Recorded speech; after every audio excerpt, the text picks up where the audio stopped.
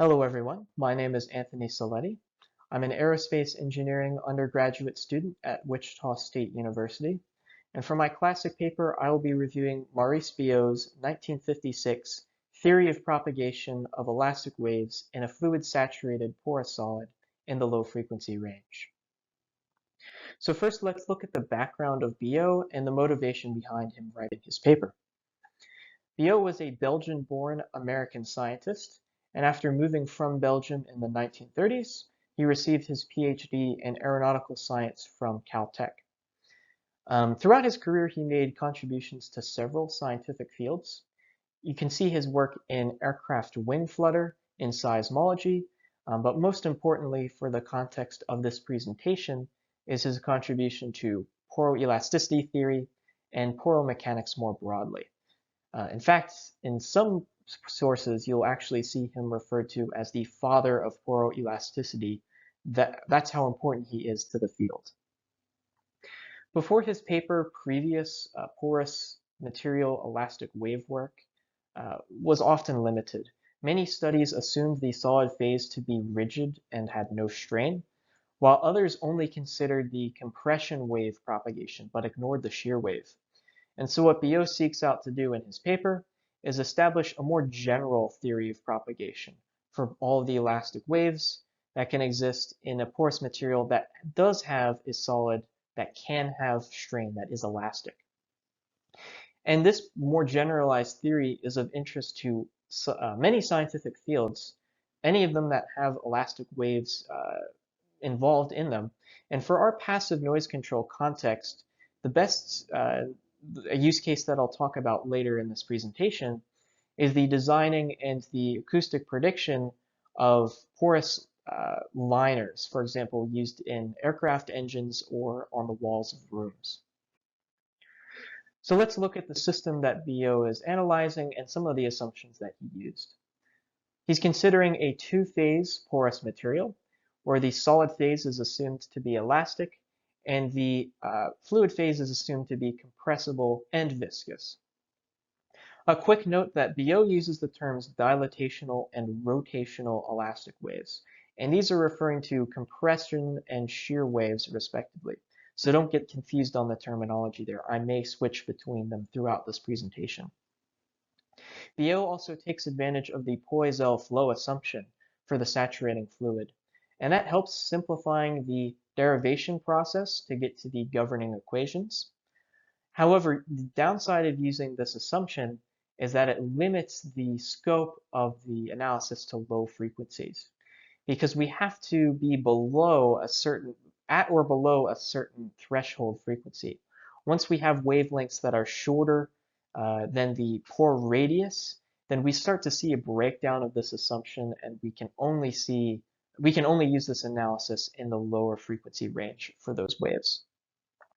Let's now look at an important relationship for porous materials, and I have a physical example to help convey this relationship. So let's say that you have a kitchen sponge and you fill it with water, and then you squeeze that sponge. You're introducing a positive solid strain to the skeleton.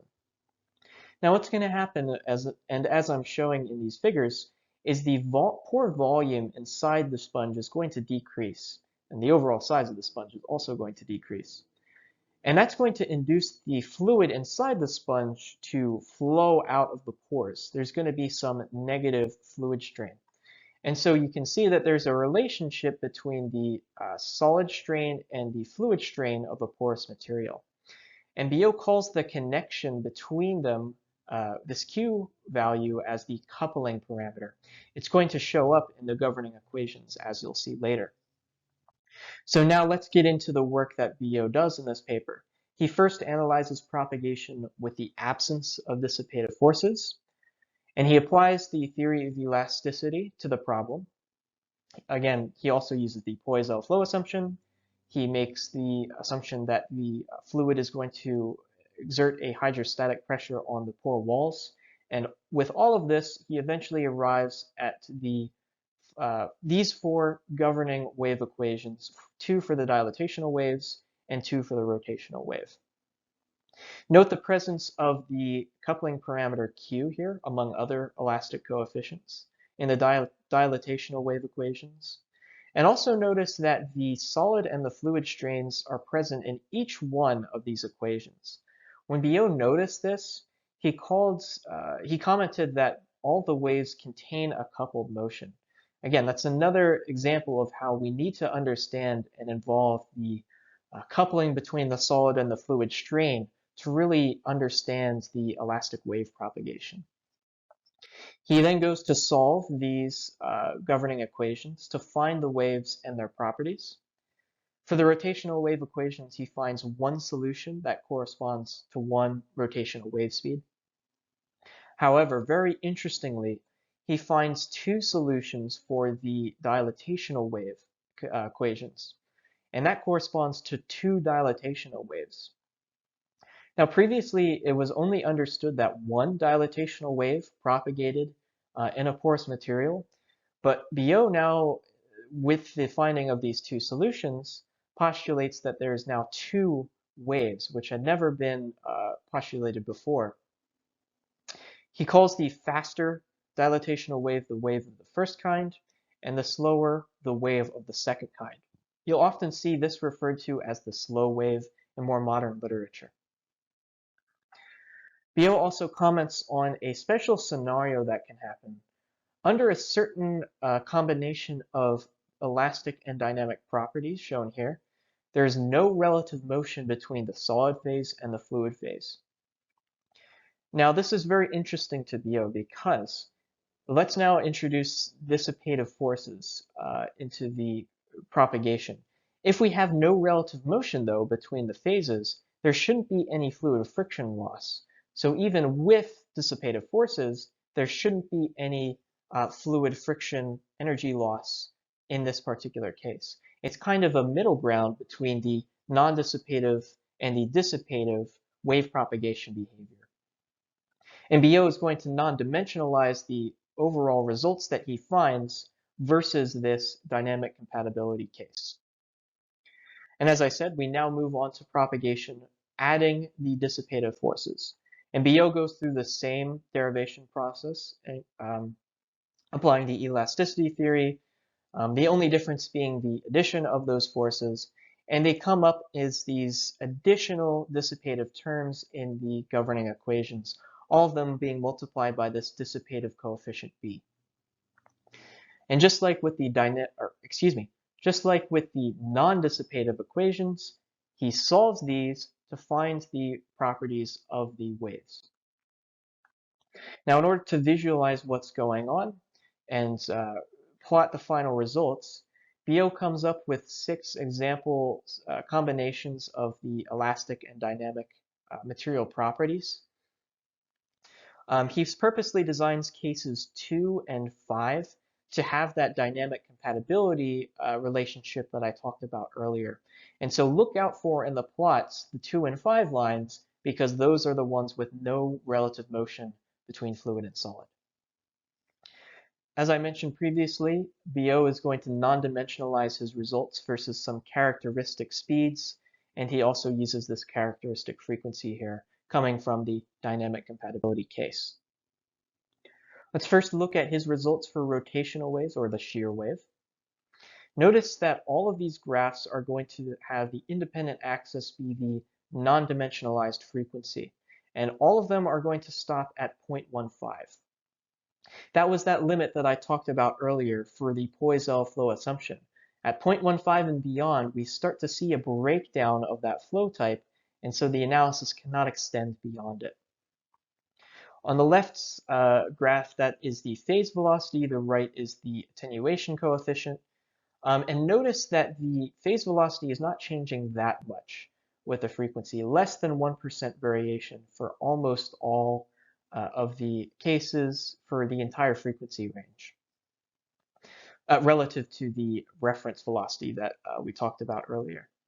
The attenuation is also quite low for these waves within a unit length. And you'll notice that the relationship between the phase velocity and frequency is proportional to the square of the frequency. And that's going to remain the case looking at the first kind dilatational waves. or in other words, the fast compressive wave. Once again, looking at the phase velocity, even this time there's an even smaller variance from that characteristic velocity, much less than 0.1% difference for the entire frequency range. And you'll notice here that the cases 2 and 5 for the dynamic compatibility, as we expect, the phase velocity is simply equal to the reference characteristic velocity. The attenuation of the fast compressive waves are a little bit higher than for the shear waves, but still quite small. And as you can see with the dynamic compatibility case, the attenuation of those waves becomes 0 once we have that dynamic compatibility. And finally, yes, the relationship that the square of the frequency is proportional to both the phase velocity and the attenuation. That is not the case for the second kind dilatational waves, or the slow compressive waves. This time, as you can see, the attenuation and phase velocity are now proportional to the square root of the frequency, quite different. And as you can see, even on the higher end of the frequency range, we're seeing the slow wave moving either at best twice as slow as the compressive waves, sometimes even 5 times as slow for some of the material property cases. And then once we get into the very low frequencies for the slow wave, we start to see them moving 10 times slower, or even more than that, than the fast compressive wave. And we also see the attenuation for these waves is very high relative to the other two wave types. The maximum for the fast compressive wave was about 0.1 here, and for the shear waves, it was half that at 0.5. And so generally speaking, these waves are going to be much more highly attenuated. And that comes into the fact that we hadn't known about these waves before because they're hard to detect experimentally. They tend to attenuate into noise before we're able to detect them. And as you'll notice, unlike for the other two wave types, for the dynamic compatibility case, we do actually start to see some attenuation of these waves, even with the dynamic compatibility case. So the key takeaways of Biot's paper is if we're analyzing the propagation of elastic waves in a porous material, aka dynamic poroelasticity, we have to include the solid fluid coupling effect because it will affect the propagation. Biot finds a dynamic compatibility scenario in which there's no relative motion between solid and fluid phases, and uses that case to non-dimensionalize the other results. Biot uses the Poiseuille flow assumption, which simplifies the governing equation somewhat, but limits the frequencies to lower than a certain threshold, that threshold depending on how viscous the saturating fluid is and how small the pores of the skeleton are. But most importantly for this paper, he postulates the existence of the slow dilatational or the slow compressive wave, in addition to the fast compressive and shear waves, all of these waves having different phase velocity and attenuation relationships. Let's now look at how this paper impacted the field of porous material science. Now, as many eagle-eyed viewers may have seen previously in the title screen, this is actually part 1 of a twin paper. The second part was published simultaneously in the same journal, and its focus was on extending the frequency range beyond the Poiseuille flow assumption. How he does this is beyond the scope of this presentation, but he's able to use a correction function that represents a deviation from the Poiseuille flow when analyzing those higher frequencies. And also very interesting is he starts to use this structural factor, delta, in order to synthesize the effect that a sinusoidal pore wall will have on the behavior of the waves. And this is quite interesting because in future porous material acoustic work, you'll start to notice that the complexity of the pores makes the analysis much, much more difficult. Obviously, a set of parallel cylindrical tubes as pores is going to behave much more differently than say, a natural sandstone sample or a engineered lattice of some kind, like a TPMS design. And so using a characteristic parameter like the structure factor helps us simplify the analysis and capsulate the effect of the really complex pore geometry. And it starts with this work here. As you can see on the right-hand side of the screen, we are able to analyze a much broader span of frequencies than we were in the original paper, which is the focus of this presentation. And because we're deviating from that Poiseuille flow, that's why we're able to analyze these higher frequencies. Now, the most controversial part of Biot's paper was the postulation that there is a slow dilatational wave that propagates in the structure. Previous work before Biot's paper actually did notice that two waves propagated in the material. However, the significance of this was not identified until Biot's 1956 paper. It would take until Polona in 1980 to detect experimentally this slow compressive wave, and he did this in a water-submerged sintered glass bead structure. This graph that I'm showing here, the independent axis is time, and the detection of this fast compressive wave consistently happened about 4 to 5 times faster than the slow compressive wave, D. And this happened either when the waves were at normal incidence to the sensor or even when they were reflected relative to the sensor.